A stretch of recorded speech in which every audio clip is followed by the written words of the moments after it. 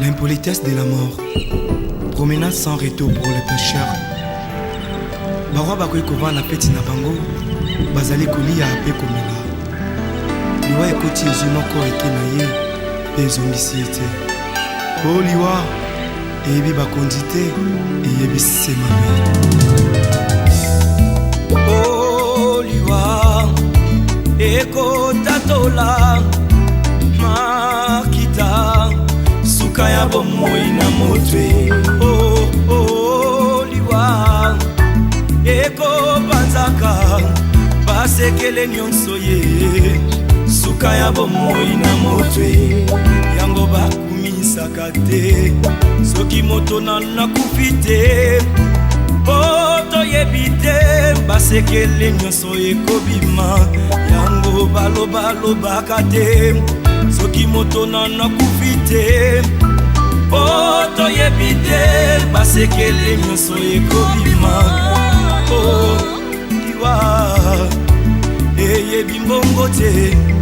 Eyebi bapokwe te. Eyebi babalani te. Ezalaki na roi moko très puissant sur la terre. Azalaki na mwana na alingaki mingi. Kombo na ezaki Ray Soleil. Alikaki ete soki akufi epale mwana oyo ayikila. Ba papa, ba mama, bandeko.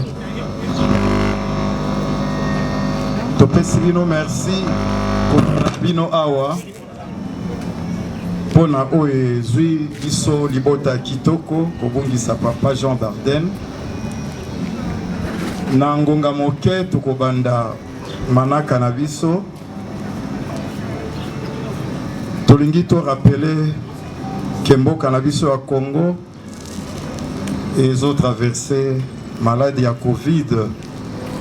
Bongo kolata masque est comme pensa indispensable. Nous rappelons le port de masque ainsi que les autres gestes barrières afin de ne pas contribuer à ce que la maladie puisse évoluer en ces lieux.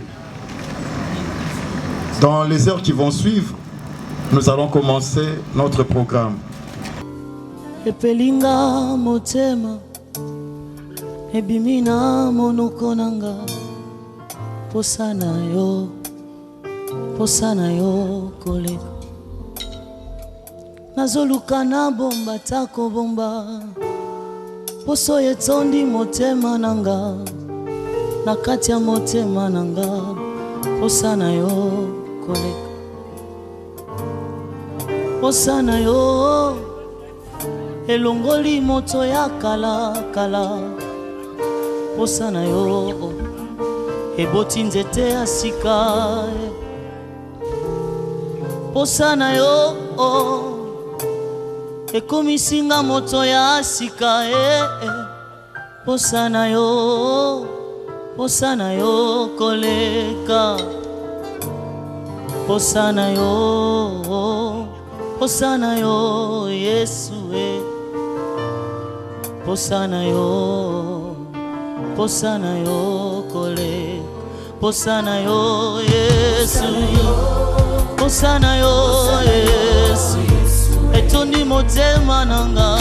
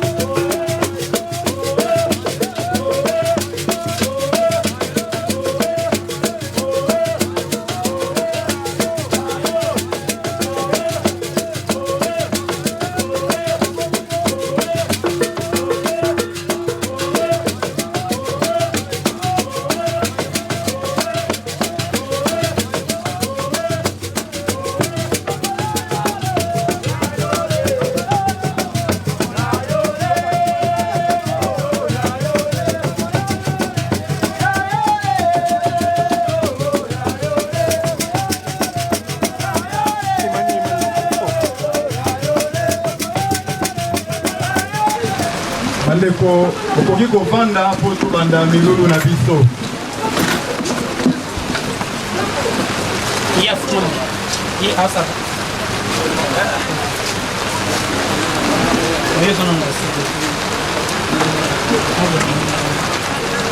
Nous allons rappeler le port de masque par rapport à la Covid-19. Bandeko tozobeta sete pona kolata masque lokola tozokatisa eleko ya maladi ya Covid. Na kombo ya libota kitoko topesi bino merci mingi ndenge bozali awa. Au nom de la famille Kitoko, nous disons merci aux uns et aux autres d'avoir choisi d'être ici pour les obsèques de notre regretté papa Jean Barden Kitoko Choucha. Le malheur que nous cause la mort de papa n'a nullement le pouvoir d'enlever le bonheur que nous avons eu à ses côtés comme enfant et lui comme géniteur. Kobungisa papa Jean Kitoko pasiwana ekokanite na esengo ya kozala na lokola papa. Tobungisa ki maman il y a plus de 10 ans, lelo ekomingala ya papa. Nous voulons respecter les autorités politico-administratives et militaires présents en ces lieux. Tout protocole respecté. Topesi bakonzi ya mboka o bazali awa. Respect la fonction bazali ko assumer. Programme ezali boye. Si mananga ko pesa présentation à programme, tokobenga pasteur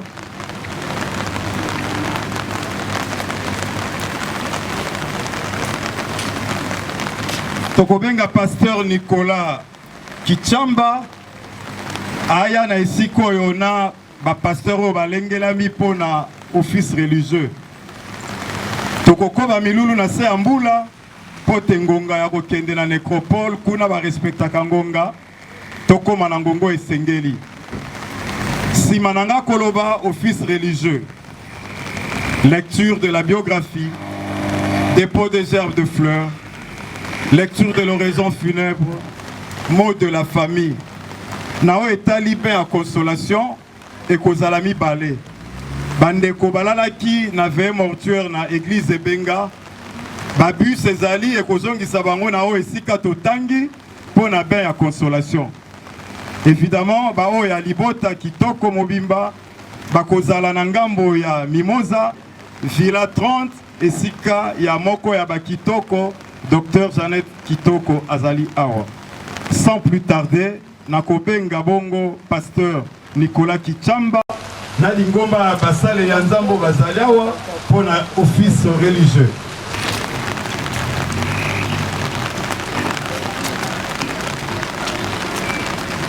Bana Nzambe topesi bino bote na bino bote lisusu. Bien-aimés dans le Seigneur, j'aimerais rappeler une chose. Tout ce que nous voyons, tout ce que nous avons, tout a commencé avec Dieu. Nyonso ebanda na Nzambe. Bomo inabiso pe matozana yango ata biloko oyo tozwaka.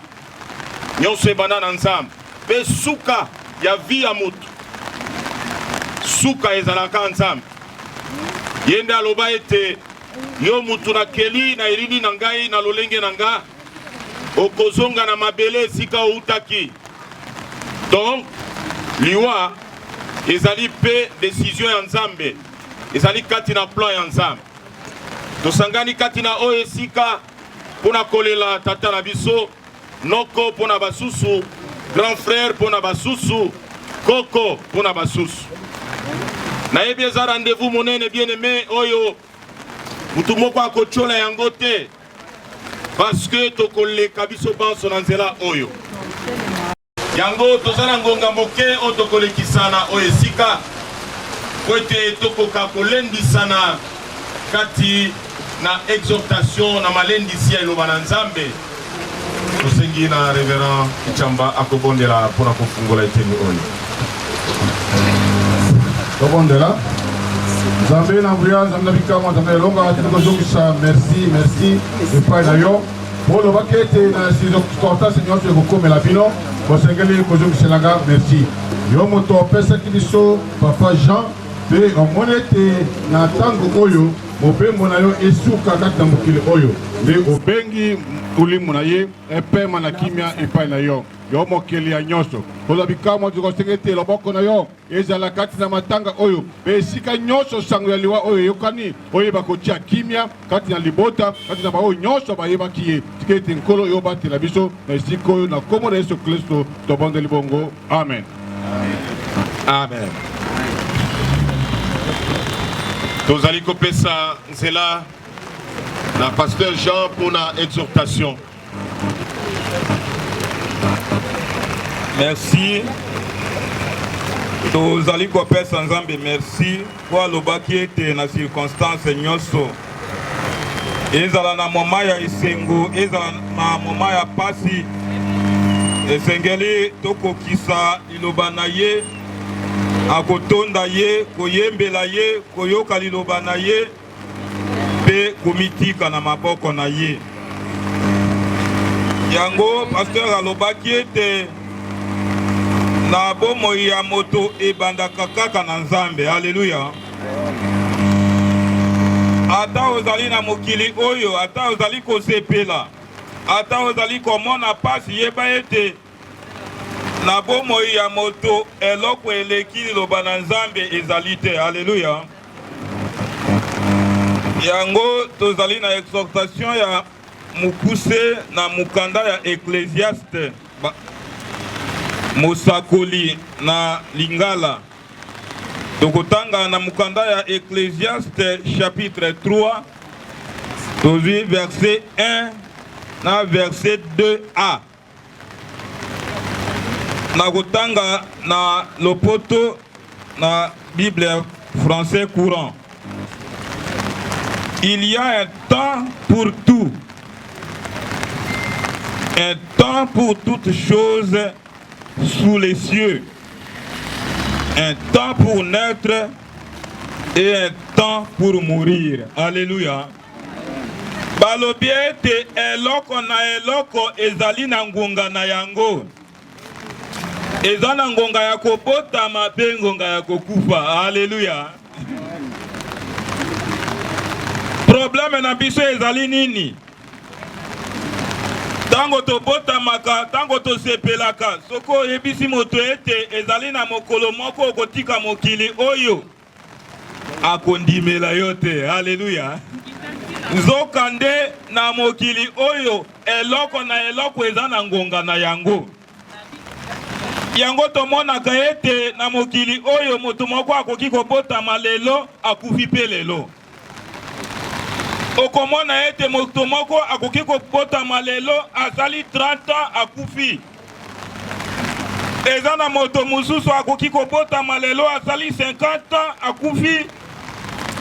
Eza na moto mususu akoki kosala 80 ans.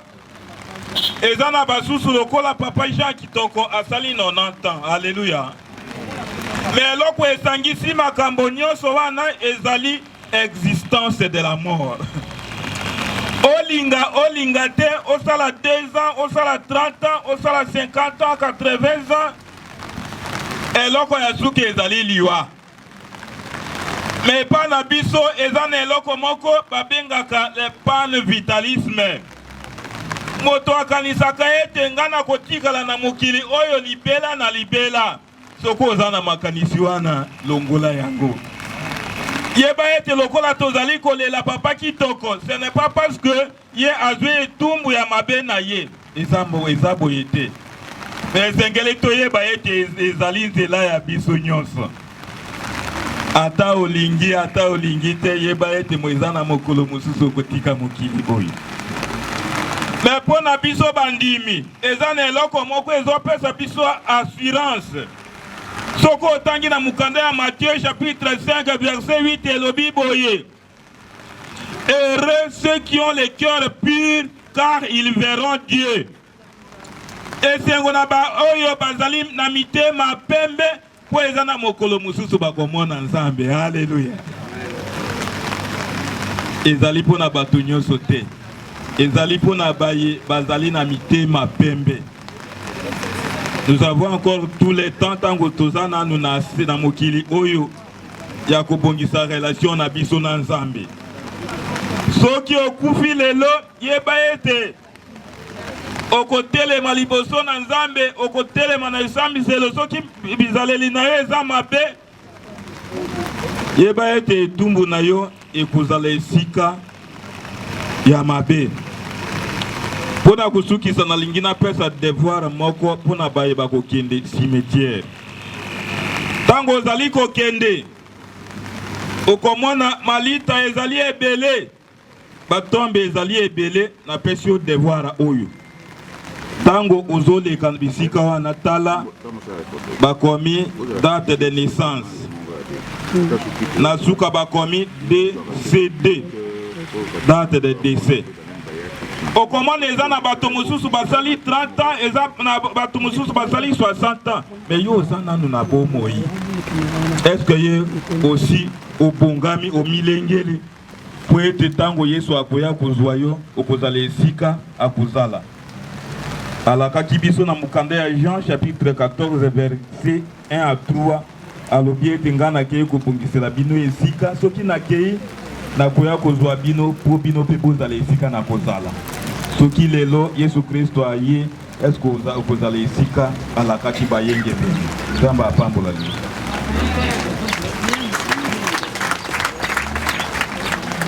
Biso nyonso tokobondela mpona liloba toki koyoka mpe kotika nzela na biso na maboko ya Nkolo ete abatela tokende mpe tozonga malamu. Yawe mobateli munene, tala osangisi biso kati na esika oyo po ete moko atala bomoi na ye mpona koyeba ete ezali na lokola papa na biso Jean auti kotika biso.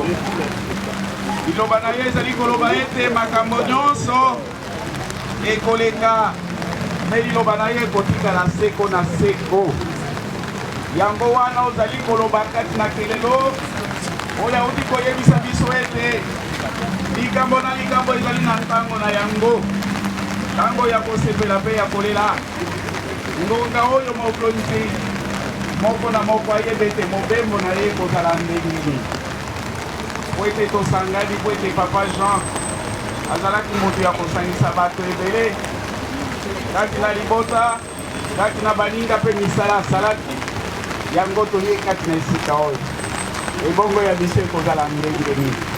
Tozali kosenga ete leka kopambola mobembo oyo ekokolungwa awa mpona kokoma na cimetière mpe bozongi na biso lokola bapesi biso devoir ya koyeba ete bomoi na biso ekozala ndenge nini, ya libela ubie ya mokuse. Me esengeli tozala na fondation monene Nzambe oyo azali bomoi ya moko na moko, po ete ntango biso mpe tokoleka kati na nkunda me ye akotika biso te. Po ete alobi ete nakei kobomisela bino esika nakozonga mpona koya komema bino. Banani bakozala elongo na ye? Kaka baoyo bandimeli Yesu Kristo. Ndenge liloba elobi ete oyo azali na mwana azali na bomoi, me oyo azali na mwana te, kanda na Nzambe eza likolo na motu na ye. Ete Nzambe molimo na yo esinga ebatela libota oyo, bazala desespere te, bayeba ete yo Nzambe ozali ete okobatela baoyo nyonso bazali awa na Kinshasa na mboka mpe bipai nyonso. Likama oyo eyokami sango bayeba ete Nzambe atiki biso te azali elongo na biso. Totondi yo mpe tokumisi yo na kombo na Yesu mokonzi mpe mobikisi na biso. Amen. Merci, tokomi na suka ya eteni na biso, tobetela Nkolo maboko.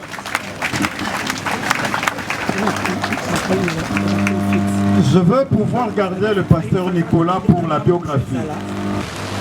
Papa Jean Kitoko Joja abotamaki epai ya pasteur Pierre Chocha na maman Marie Ochumba.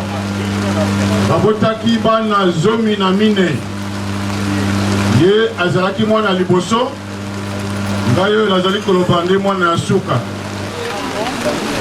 Abotamaki le 1er janvier 1931 na Wembonyama, originaire du village de Munge, secteur de Lokombe D, territoire de Katakokombe, dans l'actuelle province de Sankuru.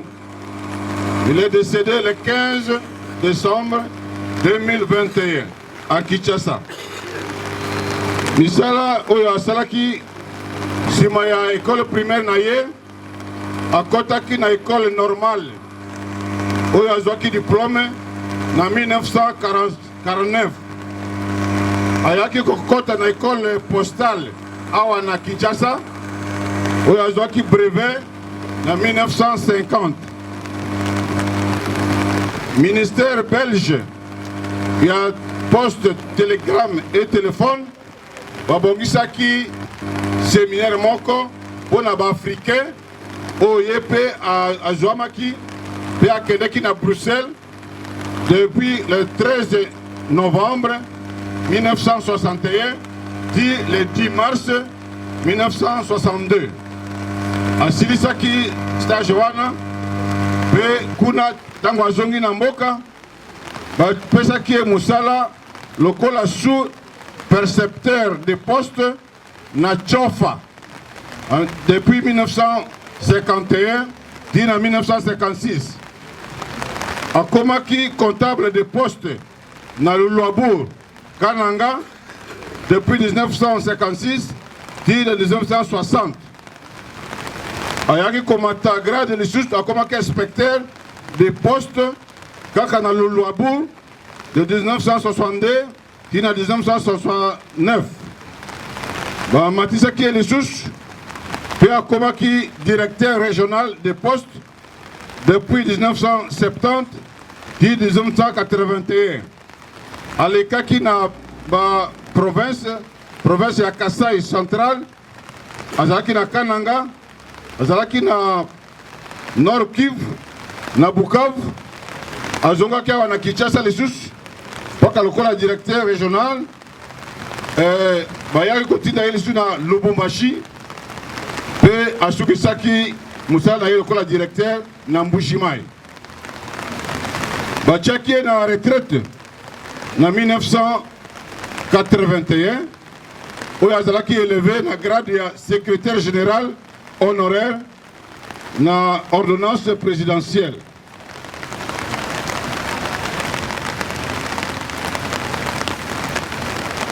Papa Jean Kitoko Chocha abalaki abotaki bana zomi na misato moko asi atika biso bana basi sambo pe bana mibali motoba. Azali grand-père de 32 petits-enfants et arrière-grand-père na 21 arrière-petits-enfants. Que son âme repose à paix. Merci beaucoup, révérend pasteur Nicolas. Tokobengi saona ngonga mosusu pour la oraison funèbre. Merci beaucoup, révérend. Tokomi na tango ya gerbe de fleurs. Toza na bakonzi ya mboka awa ya mapinga pe politico-administrative.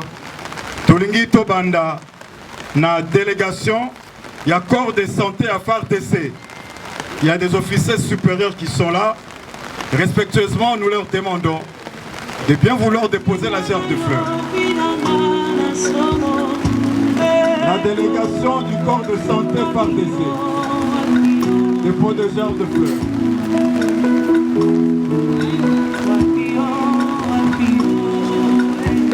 Les bourgmestres de l'EMA.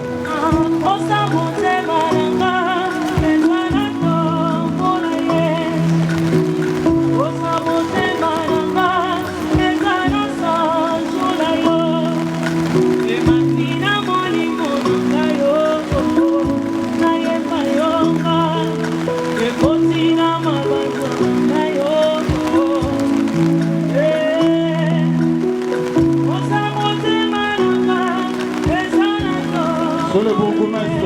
commune de Lemba.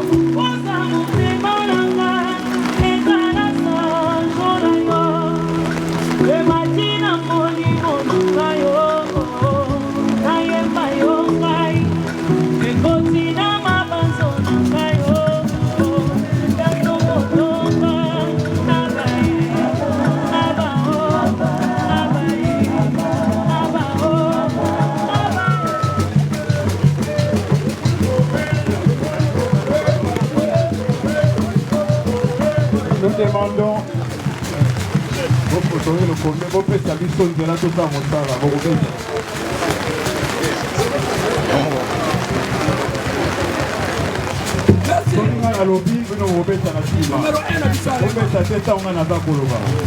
Madame Nicole Dibambou, présidente du conseil d'administration de l'ACP et la famille Dibambou, dépôt des genres de fleurs.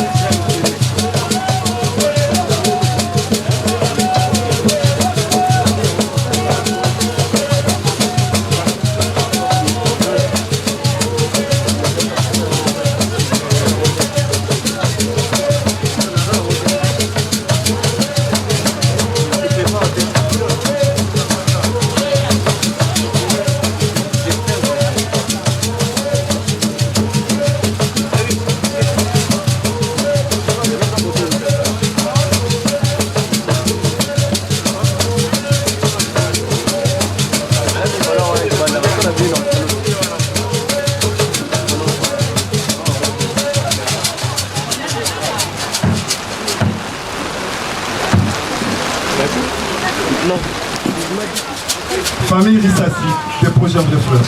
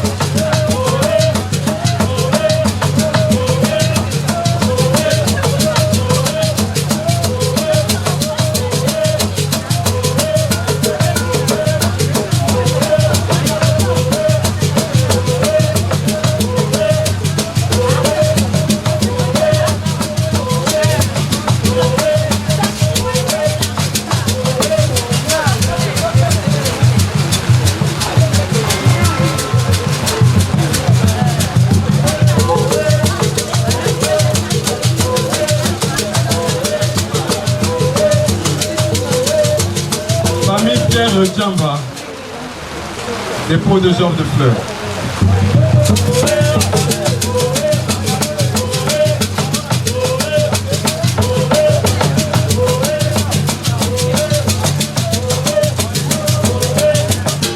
Famille le Timba se prépare.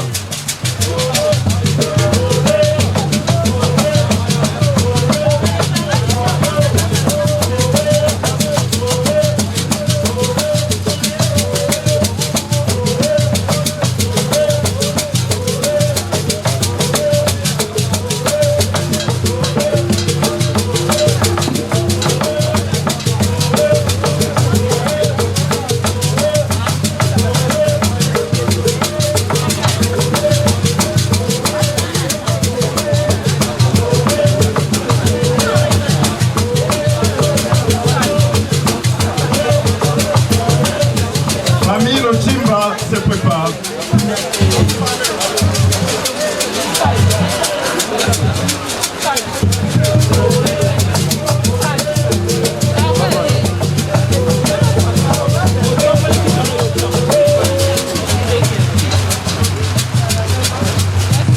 Famille Lotimba. Lotinda. Famille Poi se prépare.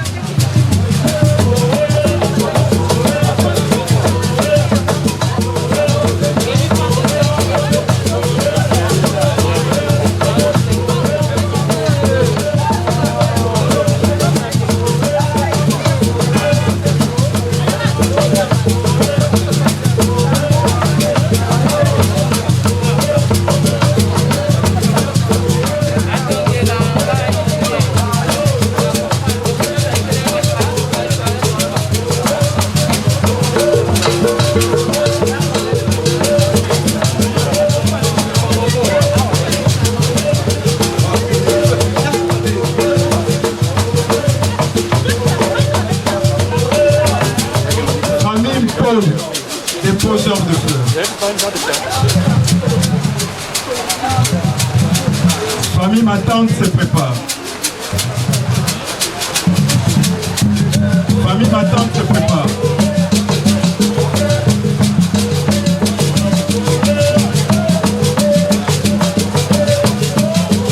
Famille, ma tante Kodial se prépare.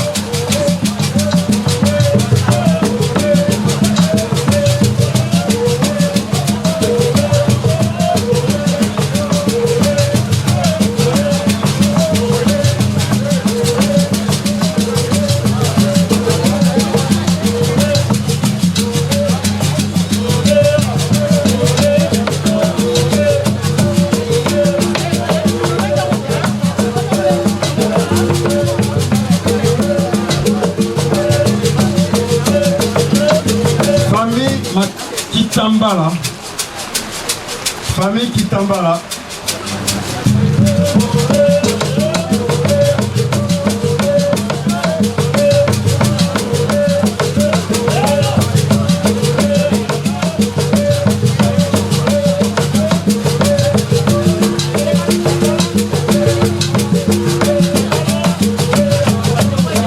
Famille Sacrée se prépare.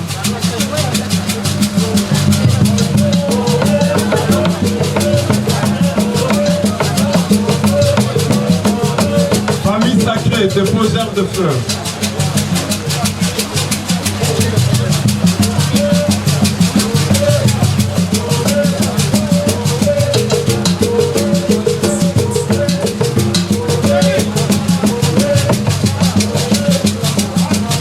Famille sacrée. Papa Tadé Onokoko se prépare.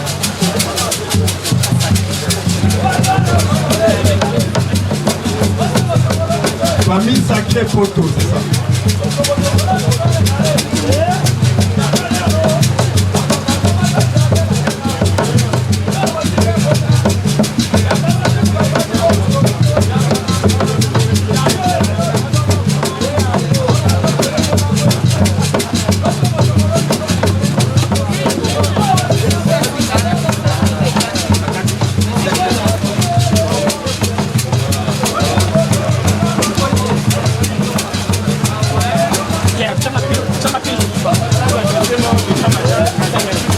Les amis de Jules Vakitoko se préparent. Les amis de Jules Vakitoko se préparent.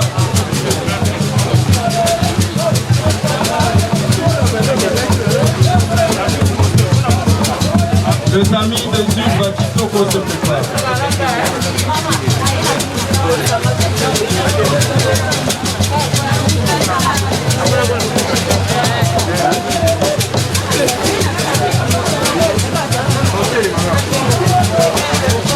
Les amis de Jules Vakitoko.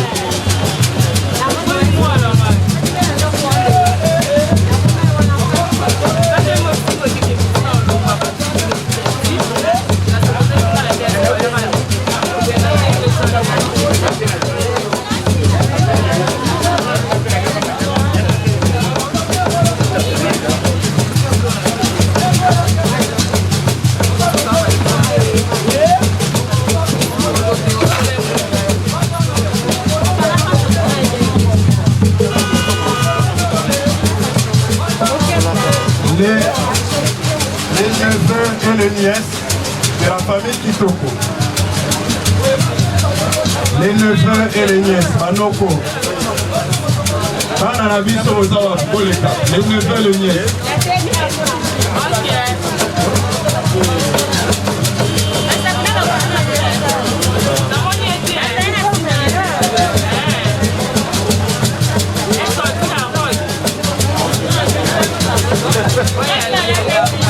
Les neveux et les nièces de la famille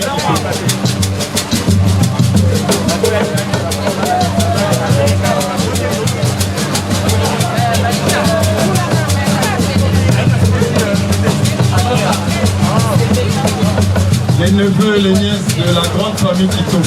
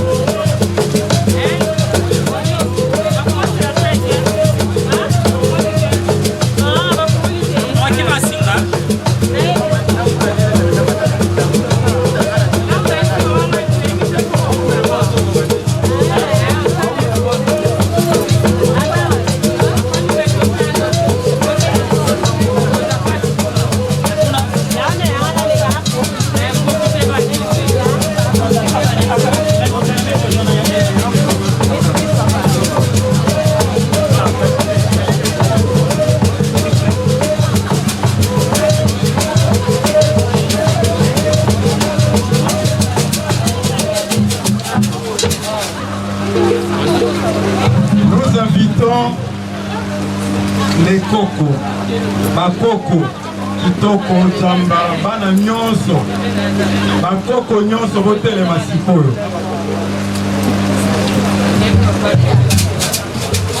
Bakoko Nyonso, Botele.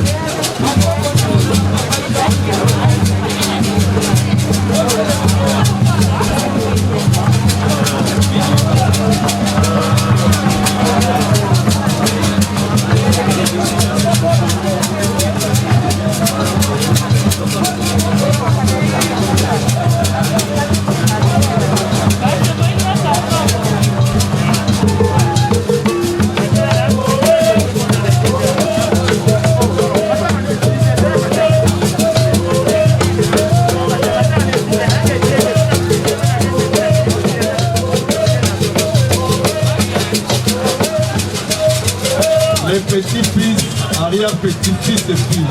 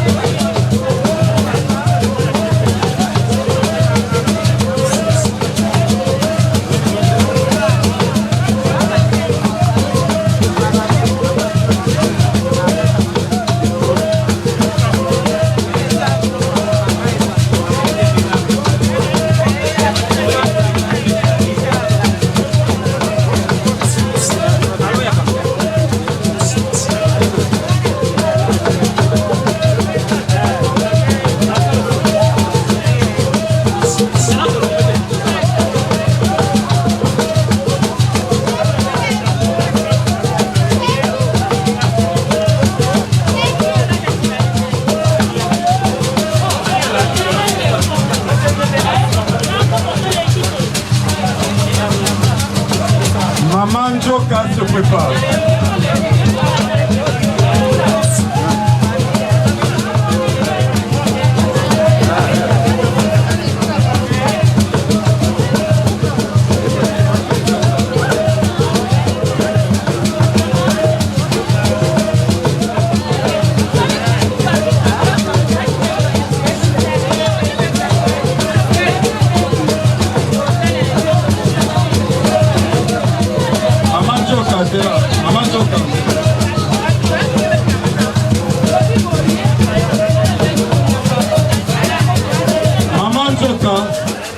Déposeur de fleurs. Lokele Topoke se prépare. Nous allons terminer avec la famille. Am CC Lingomba et frère Patrice Moïmousso. Am CC, déposeur de fleurs.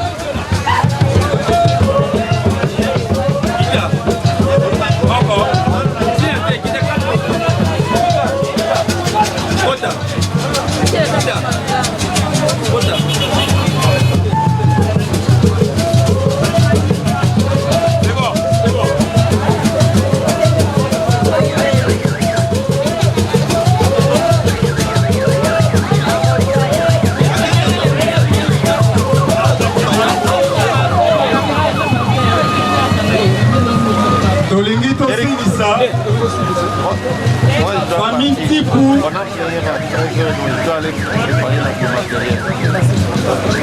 Nous allons kokene na suka.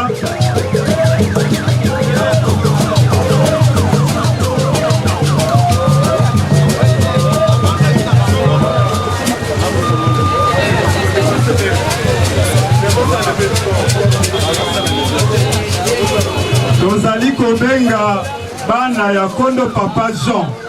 Nous avons souki sana bango, déposeur de fleurs.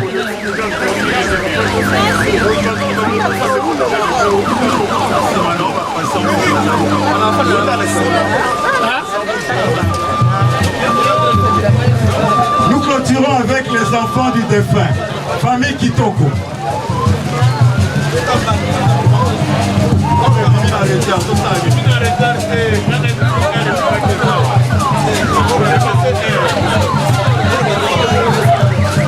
Bana ya kondo papa Jean Kitoko.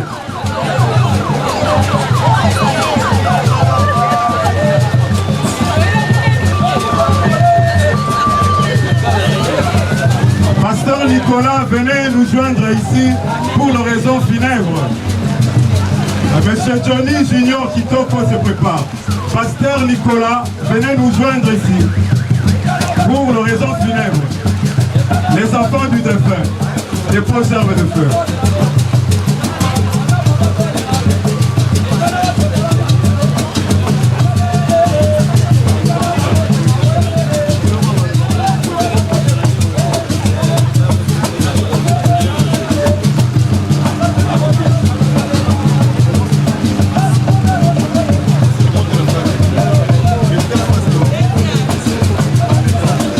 Johnny Kitoko.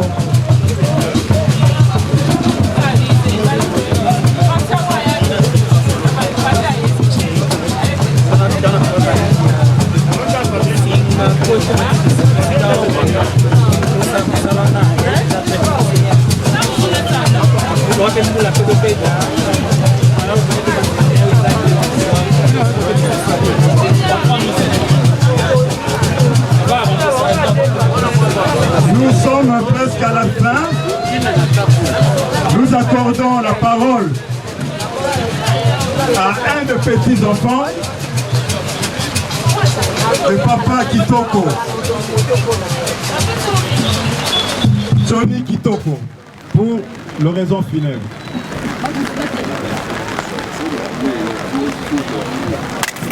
Merde.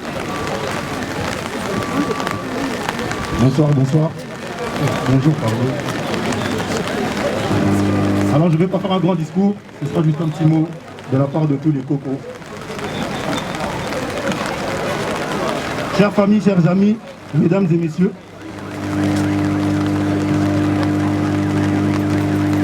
je ne ferai pas ici une biographie de mon grand-père. Les personnes présentes aujourd'hui le connaissent. Ils se souviendront d'un grand homme autoritaire, élégant, honnête, courageux et de fort caractère. Nous, ces petits-enfants, dont je me permets de prendre la parole à cet instant, avons toujours eu une grande admiration envers notre grand-père. Pour cet homme qui a lutté pour ses idéaux et s'est battu pour sa famille, ne manque de rien. Il a comblé nos grands-mères de bonheur, il a toujours été présent pour ses enfants, il a une vie professionnelle dont nous étions tellement fiers. Et nous, ses petits-enfants, nous avons reçu tellement d'amour et d'attention qu'il est difficile d'imaginer notre vie sans lui. Et pourtant, notre grand-père n'est plus là.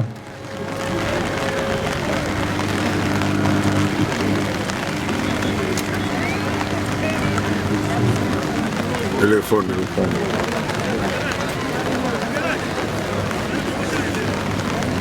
Papa Coco nous a transmis ses valeurs, son éloquence, sa vision de la vie, de toujours exceller et ses talents d'orateur. Je me souviens de ses conseils pour les études. D'ailleurs, c'était le seul et unique conseil que grand-père nous donnait, que ses enfants, ses petits-enfants fassent de longues études. Ses idéaux, sa force de caractère, ses passions, telle était sa vie, telle était son histoire. Je souhaite te remercier, grand-père, pour nous avoir légué cette éducation et ces idéaux. C'est en grande partie grâce à toi que nous avançons dans la vie et que nous continuerons de nous battre pour des causes justes. Nous continuerons à nous réunir et nous entraider. Tout ce que tu as pu m'apprendre, nous apprendre, toutes les histoires que tu as pu nous raconter, nous les transmettrons à nos enfants, sois-en certain. Tu vas nous manquer, Papa Coco, mais ton souvenir restera bien vivant dans nos cœurs et dans nos vies. Tu as toujours été notre modèle, notre héros, notre baobab, et tu le resteras. J'aimerais pour finir, en mon nom, en tant qu'homonyme et fils de son fils, lui dire que je suis fier de porter son nom et que je le perpétuerai à travers son héritage.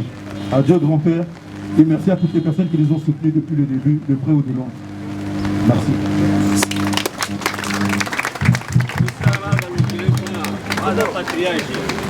Le pasteur Nicolas pour les mots de la famille et nous avons procédé à la levée du corps. Référent pasteur. Oui, bandeko na kombo ya famille Kitoko leki na ye bana na ye bakoko na ye na bakokolo nyonso tomoni bolingo bozana yango epa na biso tina suka na ta na se ya mbula bozali kondima kopola mpona kolakisa bolingo na bino totondi bino vraiment botondi tosenge ete nzambe abatela bino apambola bino bino mpe bokokisa bambula ebele lokola yaya na biso akokisaki kolo azala na bino apambola bino.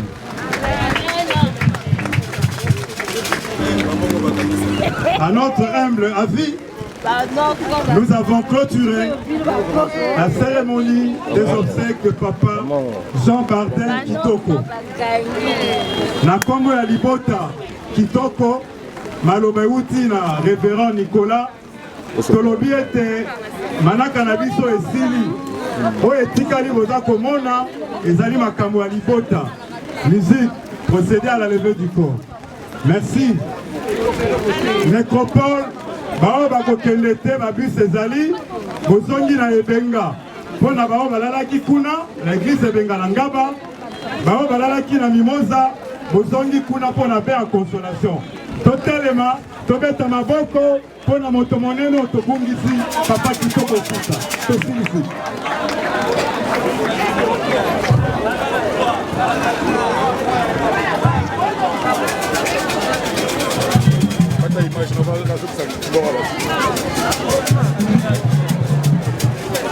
Kata image ni photo yebisa podi longa kasi yebisa podi ngana longa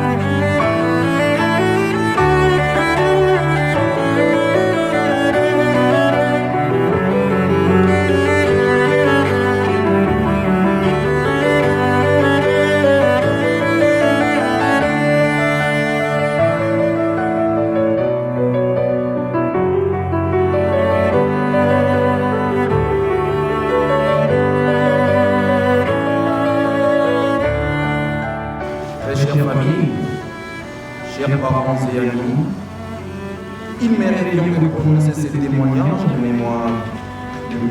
Kitoko Joutiage, ancien secrétaire général de l'OCPD.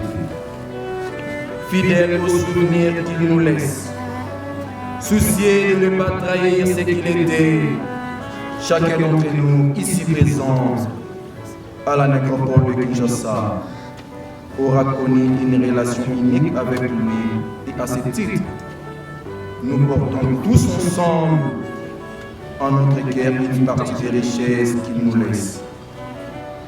Les valeurs, les sentiments, les nombreux instants de joie, mais aussi parfois de tristesse ou de brèves partagés.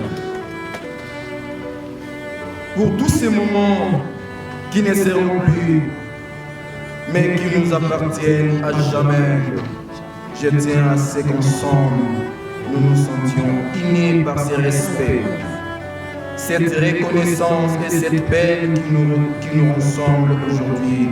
La plus belle façon d'honorer la mémoire des papillons et de sécher nos larmes et de les garder bien vivants en notre cœur. Rien n'est perdu. Tout ce qu'il a pu nous donner nous est acquis à jamais, et si l'absence pèse lourd, bien sûr, souvent il faut bien avoir à l'esprit que l'amitié, l'amour et l'émergence. En quittant immobilement le mercredi 15 décembre 2021 ici à Kinshasa, loin de ses terres natales, au terme d'un parcours de vie respectable de 90 ans, soit 90 ans, presque un siècle, laissant ainsi derrière lui 12 enfants, 21 petits-enfants et plusieurs arrière-petits-enfants, sans toutefois oublier ses proches, tous éplorés par cette perte inestimable. Papy Jean, tes grandes qualités humaines et ton altruisme faisaient que ta compagnie était toujours recherchée et appréciée. Aujourd'hui, tu manques à toute ta famille. Ils sont tous orphelins de toi et de ton amour pour eux. Ton amitié fidèle et inconditionnelle va grandement manquer à tes amis. Tu étais un ami toujours disponible et à l'écoute des autres. Tu savais cultiver l'amitié en merveille. Être ton ami, c'est être de ta famille. être ton frère ou ta sœur de cœur. Oui, mesdames et messieurs, rassurés par les affirmations précédentes, donc nous n'irons plus chercher à rendre visite à Papi Jean, à son domicile situé au numéro 4 de l'avenue King, quartier Kinsuka Pécher, dans la commune de Ngali, ni à la sortie du culte dominical à l'église méthodiste dans la commune de Gaba, où il était un ardent chrétien. Car en cet instant précis, c'est lui qu'on appelait chaleureusement Belgica, vient de changer d'adresse et de conduite. Désormais, il reposera dans cette magnifique cité de guerre disparue, la nécropole de Kinshasa, et c'est là dans le quartier VIP d'Allion à l'église, au numéro 338 de la rue des Rives. Je réponds à la nouvelle adresse de notre très cher Papi Kitoko Jean, et bel et bien cité nécropole de Kinshasa, commune de Nancy. Et c'est là dans le quartier VIP d'Ali à l'église, au numéro 338 de la rue de Rives. C'est ici que vous pouvez venir, mesdames et messieurs, très souvent rendre visite à sa nouvelle adresse, sans attendre nécessairement le 1er août, qui est journée officiellement en République démocratique du Congo. Pour rendre visite, vous souvenir et référer ça. Au nom de toute l'équipe de la métropole et ses partenaires, dont l'hôtel de ville de Kinshasa en passant cet après-midi, il faut le plus pour régulièrement vous sa famille, ses amis et domiciles spécialisés rassemblés. Et au nom du président de notre conseil d'administration, et par respect de son courage, soit ancien, nous aurons à cela cette heure de plaire pour honorer la mémoire de Papi.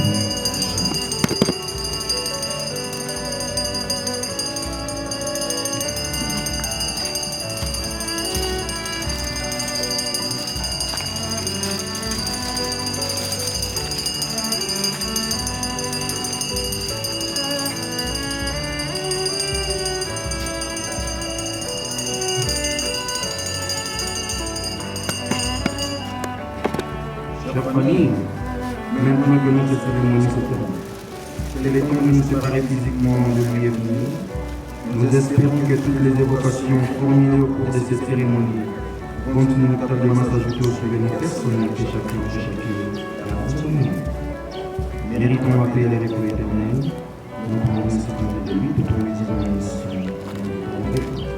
et saluons l'ange rassuré en tout temps. Il nous dit tout au premier.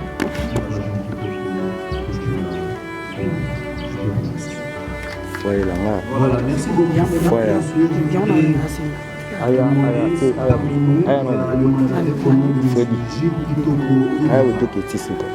Est-ce que les parmi nous? C'est là.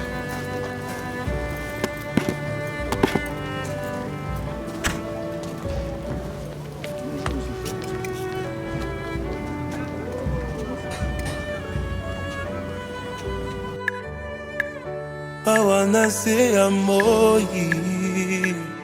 olingwa solo pasi nazui mokano na baluke pana yo opimelinga ite nakoya na pokwa tango bato balali nakoka ata pongi mpo nayebisa yo nini oza mpo na ngai esanga hinguya bakisa maloba nzembo ya bolingo yo nde omerite nayemba mpo na yo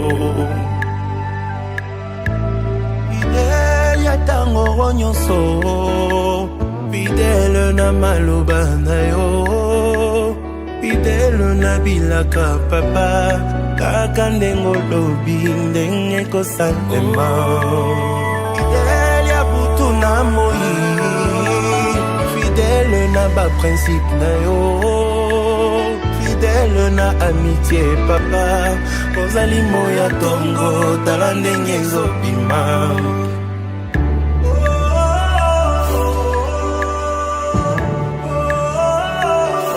moninga malamu bapesi ye mbongo balaki richesse aboyi kotrahirenga awelinde bolingo moninga malamu ayebi kobatela eloko nyonso yanga boyimba bembisango yanga eza pe ya ye moninga malamu soki nasali mbeba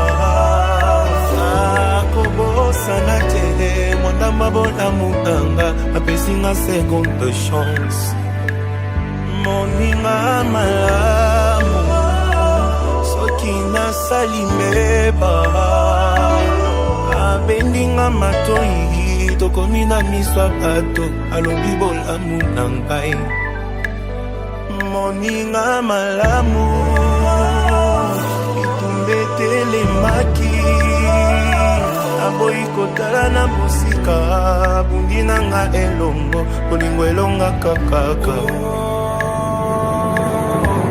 fidele ya ntango nyonso fidele na maloba na yo fidele na bilaka papa kaka ndenge olobi ndenge kosalema fidele ya butu na moi fidele na baprincipe na yo fidele na amitié papa ozali moya tongo tala ndenge ezobima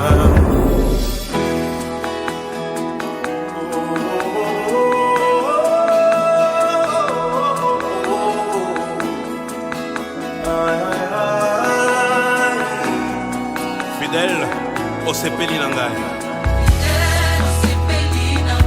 ozolengela nga en plus oyebi vi na ngai okoma fidèle oyebi nga bien j'étais là ntango nalembaki mais étrange opandinga sango te okoma fidèle na meseni na yo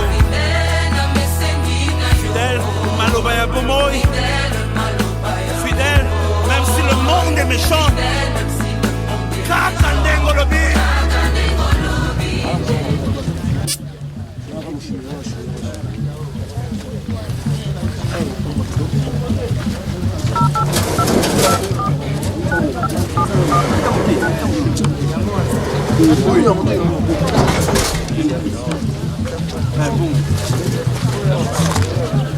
Oh, ça doit continuer.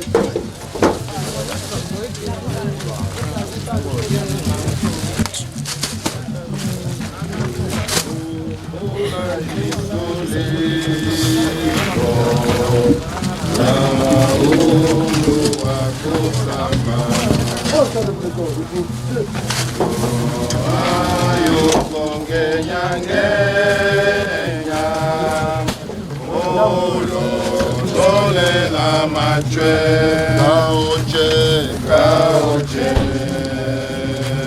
caoche, Lugumburu, mamedi, mamedi, caoche.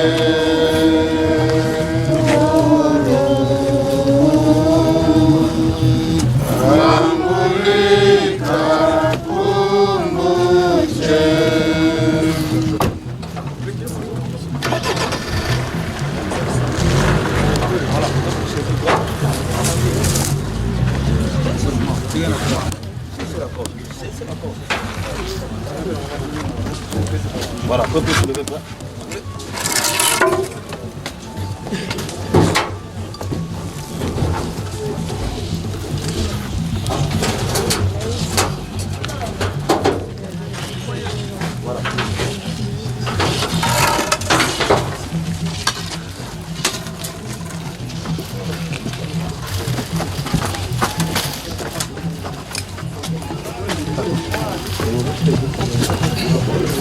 Tozali kosala eteni ya liturgie ya kokunda ndenge kokundaka bandimi na biso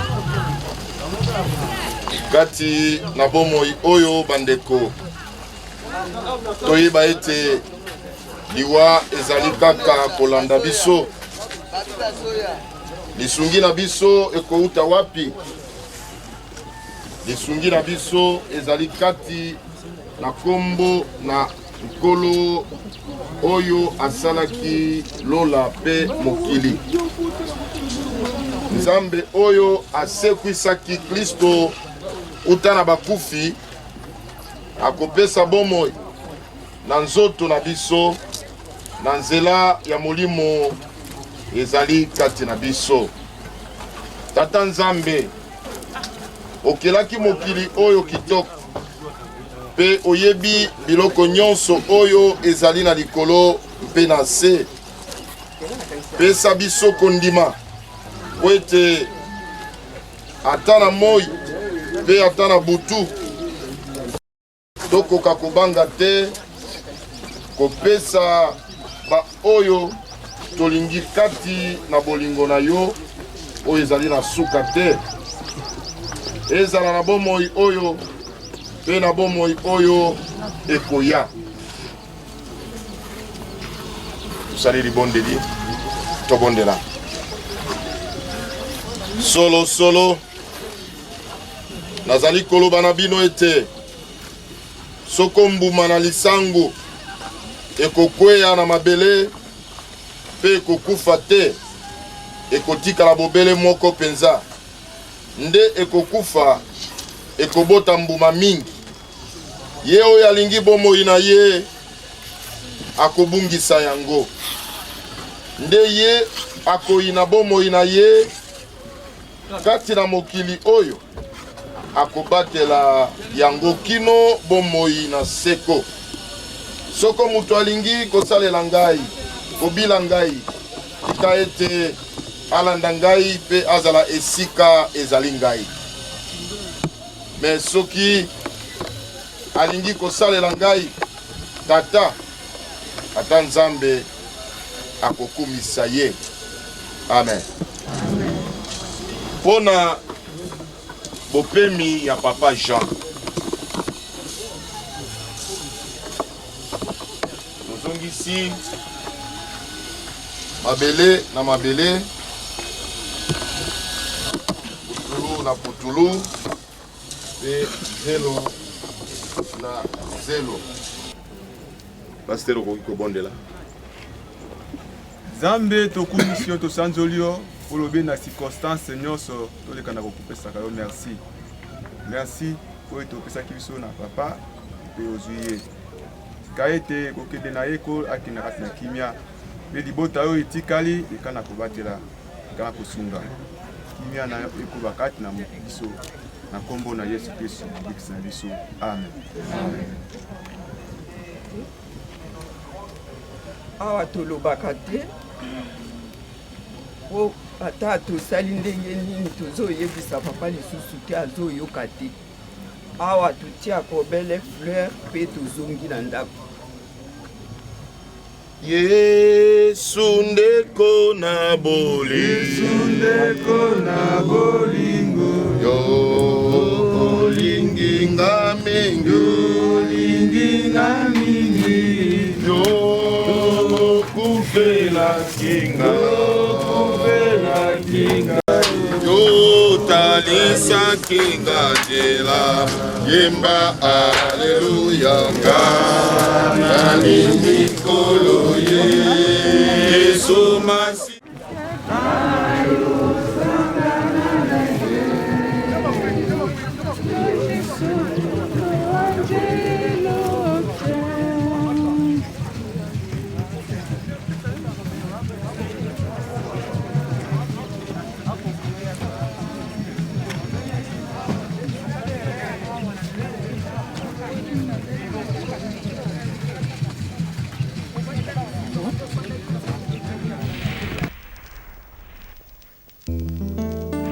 L'impolitesse de la mort, promenade sans retour pour les pécheurs. Barwa bakoy kova na peti na bango, bazali kolia ape komela. Liwa ekoti ezwi moko eke na ye, pe ezongisi ete. O liwa, eyebi bakondi te, eyebi semame.